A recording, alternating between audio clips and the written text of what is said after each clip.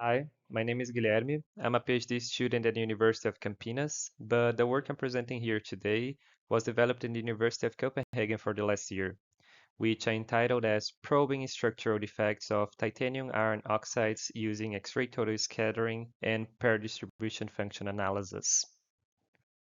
So when we talk about metal oxides, we can have both reducible and non-reducible metal oxides, in which reducible metal oxides are materials that have the capability of losing oxygen from the structure upon a reductant, leading to the generation of oxygen vacancies in the structure of this material.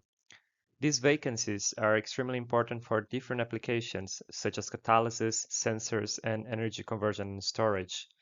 But what is interesting of these materials is that most of them have the capability of reincorporating oxygen in the structure, leading to these redox cycles. And in this work, we focused on doping titanium oxide with iron to lead to the generation of these vacancies. We employed X-ray diffraction and Raman analysis for the structural characterization of our materials. For the pure titanium oxide sample, we can see that we have the anatase phase. The addition of 5 and 10% of iron kept the same phase, but we can see a clear broadening and a shift to lower angles.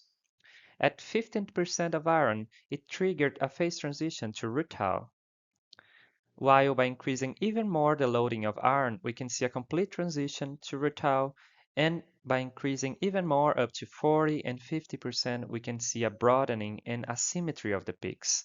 And this asymmetry and broadening of the peaks is correlated with structural defects.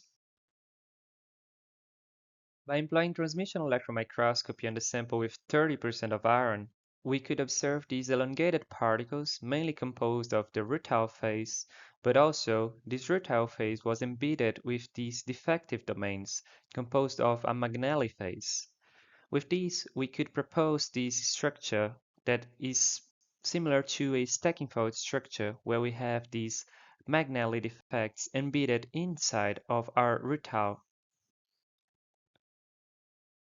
To obtain a more detailed structure information of these materials, we employed PDF analysis. So here, for example, we have our experimental PDF on the 30% iron sample.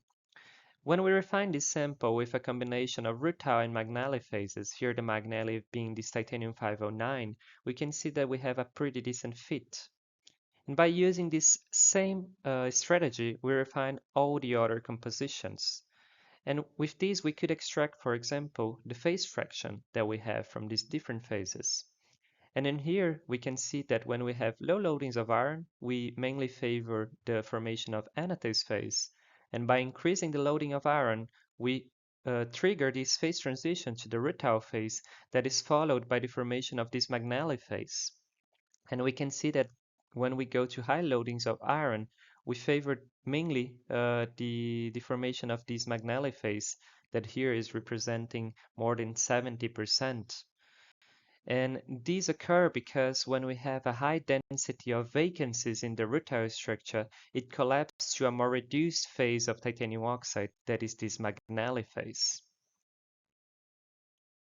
So briefly, what we could conclude with this is that oxygen vacancies directed phase transformations of these titanium iron oxide materials.